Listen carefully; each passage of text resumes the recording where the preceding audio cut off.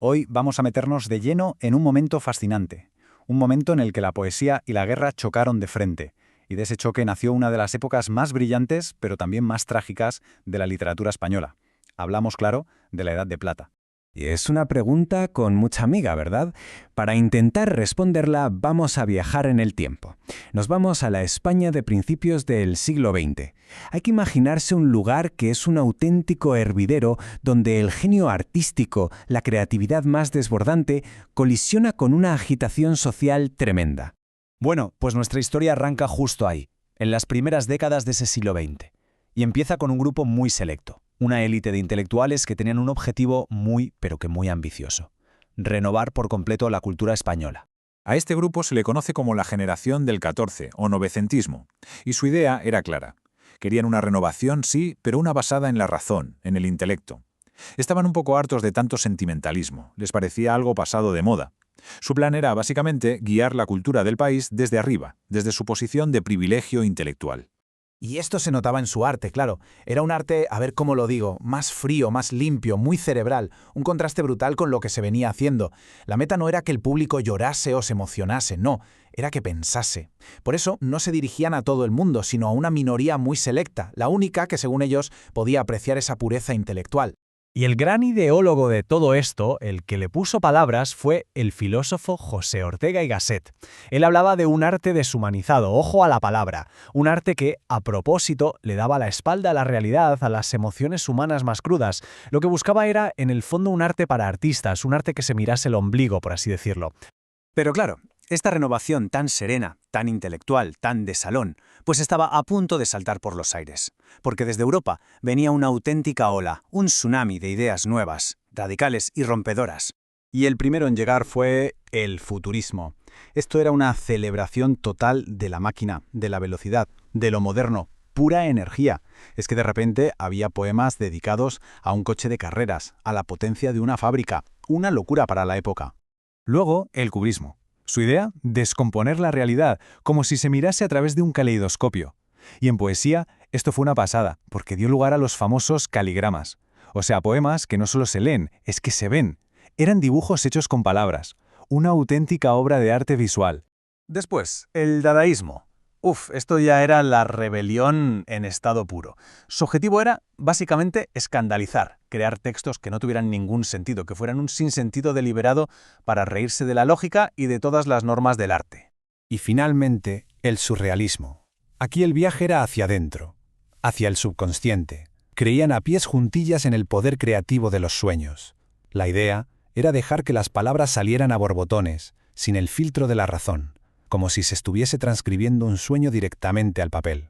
Impresionante. Y claro, todas estas corrientes, todos estos ismos, entraron en España a toda velocidad.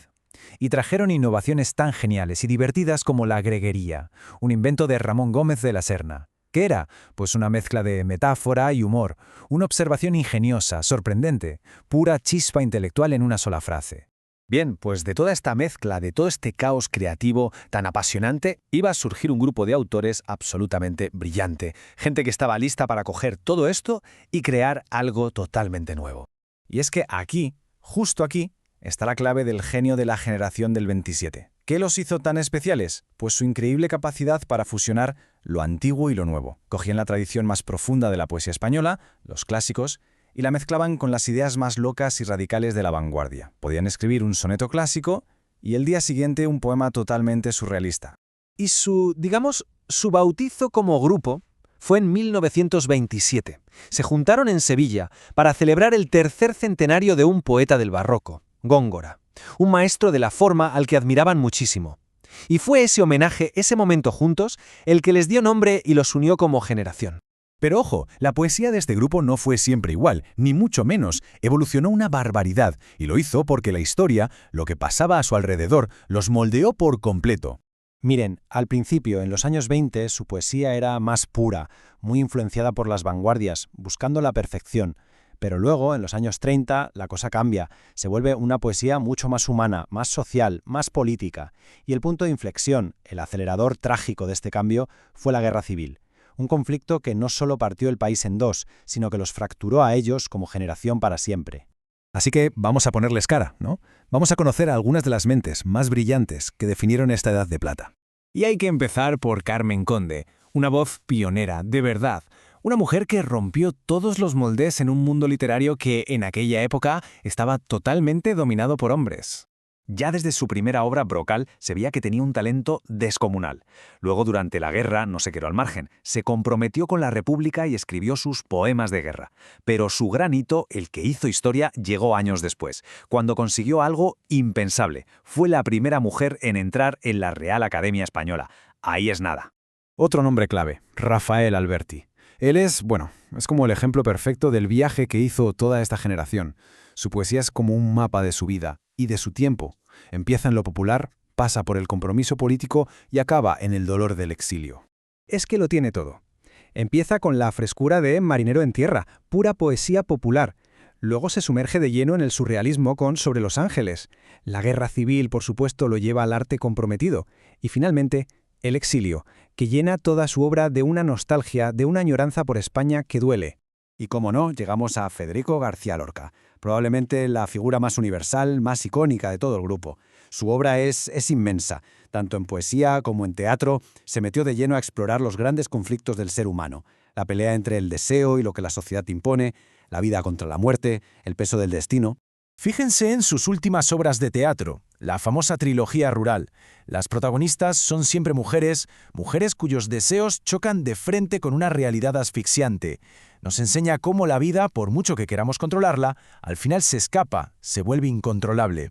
Y es una idea que trágicamente se convirtió en el espejo de su propio destino y el de toda su generación. Y para terminar, una figura fundamental, Miguel Hernández. Él es como un puente trágico, eso sí, entre esta generación rota por la guerra y todo lo que vendría después. Su poesía es de una potencia increíble, forjada, literalmente, en el fuego de la guerra y en el frío helador de una celda. Y todo esto nos deja con una pregunta flotando en el aire, una pregunta casi inevitable, ¿no creen? ¿Qué más podrían haber logrado? ¿Hasta dónde podría haber llegado esta generación tan brillante si su Edad de Plata no se hubiera roto de una forma tan brutal y tan violenta?